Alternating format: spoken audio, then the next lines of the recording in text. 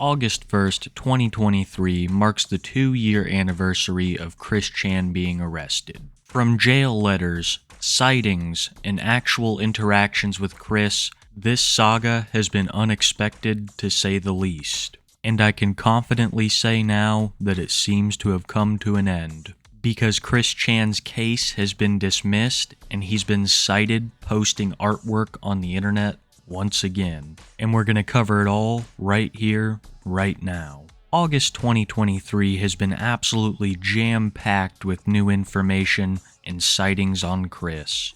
So in this video, we're going to go through the month in a chronological order, seeing what led up to Chris's case being dismissed and him posting on the internet once again. Before we get started, I have to give a big shout out to the cwcki. It's the premier site for Chris Chan news and lore.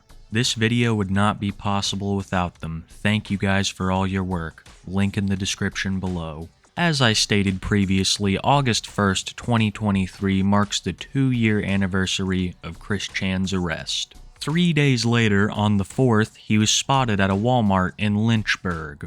He was even recorded by a fellow calling himself the Otaku King. More on him later. Otaku King would then go on to post to his Twitter one of the very few videos of Chris Chan post-jail release. The video is very quick, so I've slowed it down a bit, but it makes me think that Otaku King definitely did not want to be seen filming Chris. Supposedly, after this video was taken, they had a polite conversation, and he described Chris as not so bad. Otaku King would reveal more details about the conversation in the weeks to come. But before any of that would happen, 4 days after the Walmart sighting, Chris's case would be once again reviewed by the court. This would result in something called Resolved Order Pending. This shook Christorians worldwide, as many people knew that Chris would not face the kind of justice that they had expected.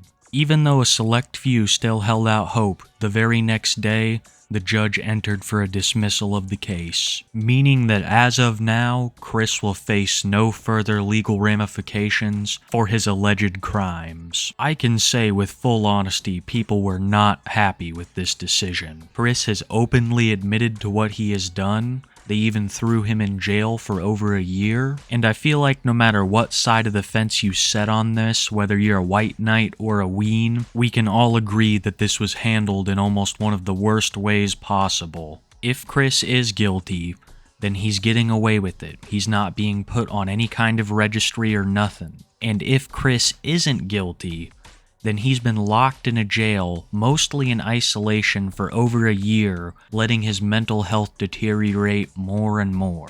No matter what way you cut it, this was an absolute waste of taxpayer dollars and people's time. Here's what I think happened, and I want you to keep in mind that this isn't confirmed, this is completely my opinion. Chris was charged with the crime of incest with own child. Virginia state law doesn't have a blanket charge for these kinds of things. And being that Chris's crime technically wasn't what he was charged for, if he had a halfway decent lawyer, they could probably squirm out of it. As this charge that they gave Chris was designed for parents abusing their children, not the other way around. Once again, I would like to stress that that is all just my personal theory. Let's get back to the facts. On the 11th of August, 2 days after Chris's case was dismissed, he was spotted once again on the internet. This time, playing Pokemon Go. All of this makes me highly suspect that his internet access was restricted in one way or another. Because the very next day, Chris Chan gets on the internet once again to change his PSN name from I'm Christine to I'm Chris Chan Prime. 4 days later, Chris became active on Twitter once again, liking various posts about G Fuel and My Little Pony. The cwcki notes that this has been his first social media interaction in over 2 years. This behavior would continue the very next day when Chris would like various other tweets, one of note being a very creepy MLP comic. This would continue the next couple days with Chris liking more and more tweets, many regarding a romance novel series. posing the terrifying question of a Love Quest revival. Continuing with the timeline, on August 20th, 2023, Otaku King released a video detailing the conversation that they had with Chris in the Walmart that day. In this video, he expresses his support of Chris and his desire for the documentation/trolling of him to end. So I'm going to summarize this whole thing really quick about me and Chris Chan, our interactions and all that stuff. I did not know all the things that he have done. I only knew of the things that he have done, some of it, but not a lot. Now, when I approached him at Walmart, since everybody seemed to know that I went to Walmart and probably figured out the actual location. Geez, you guys are some good detectives. We was in the speaker out. We was talking about different speakers. I started the conversation first. I seen him looking at some speakers. I was looking at some speakers too. And then I asked him, at first I wasn't sure if that was him or not. So I still asked him, I said, hey, what kind of speakers you recommend? Because I was looking for some nice speakers too. I was just trying to start a conversation. And he was like, I like the 808 and all that. It was like, okay, that's pretty cool. And then I seen the Sonic. And I was like, wow, you like Sonic too? And I was like, yeah, I like Sonic. And then I asked him about what Sonic games you play and which ones you like. And we was talking about the whole Sonic conversation and stuff. That was pretty much the conversation. That lasted for about 10 minutes or so.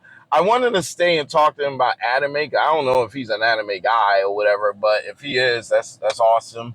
But anyway, that summarized the whole thing. Now, keep in mind, I did not know the things that he have done, like in his past. I didn't know he did that to his mom. To be honest, I am not supporting that. What he done was wrong, and that was messed up, and there's no excuse for that. Otaku King would go on to describe how he believed Chris was lonely, lacked both friends and a father figure, and even though he didn't know much about the situation besides the crimes, he said that he was willing to befriend Chris and maybe give him a little bit of companionship. A statement I believe Otaku King does not know the weight it holds. It's very apparent that he knows little about the situation and the very real dangers of making Christery. 3 days after Otaku King posted this video on the 23rd of August, Chris would make his first social media posts since going to jail. He would post various artworks to the site DeviantArt. Most of the art consisted of his MLP shipfic card game, and they had been previously released. But there is one piece of artwork amongst the posts that is completely new and, quite frankly, horrifying. He would post a new comic cover, leading many, myself included, to highly suspect that the work on a new issue of Sonichu is already underway. The character even stating it is time to restore order amongst chaos. Though there are many posts that he made on this DeviantArt that day that are very telling, this one I believe is the most telling. With Chris returning to the internet and posting a new cover for a Sonichu comic, one can only think that he plans to release more. 2 days after Chris's first social media post since going to jail, on the 25th, he was spotted once again in a Walmart, and a photo was taken of him. The OP stated that he was reluctant to post the photograph, and that it occurred at a Walmart in Lynchburg. Chris has been sighted twice this month at the Lynchburg Walmart, leading many to speculate that he has a new, more permanent form of housing. The month of August has already been jam-packed with Chris Chan lore. We've had a video, another sighting, all the posts he's made, his return to Pokemon Go and various other platforms on the internet, all pretty big stuff. But it would be eclipsed by what was announced the 25th of August 2023. It was officially released that Chris Chan's charges had been dismissed. While a select few had already known, this was news to the wide majority of Christorians. Of course, we all saw it coming after the case was resolved order pending, but I don't think anyone believed Chris would spend over a year in jail if the evidence against him wasn't concrete. To be honest, the dismissal explains a lot of things, like why all of a sudden Chris has been more active in public, and especially more active on the internet. He had been released for months without even touching it to our knowledge, and it seems like more and more every day he gets deeper into it, which leads myself and many others to believe that it's only a matter of time before he posts something on the internet, whether that be a video or a statement. My personal opinion is that he's currently writing the next issue of Sonichu so that he can write all of the lore issues. That way no Alec Benson Learys or no idea guys can come in and ruin the fictional thing that he believes is truly real. That may not end up being the case, but I think that we can all agree on something. It's only a matter of time before Chris returns, and God help us when he does. That's all we have on Chris Chan today, folks. Thank you so much for watching, especially till the end. I really appreciate that. I want to give a big shout out to my channel members. Love you guys. Thank you for the support. Really means the world to me. And thank you all once again for watching, commenting, liking, subscribing. I hope that you all have a wonderful night, and be sure to keep it Kiwi.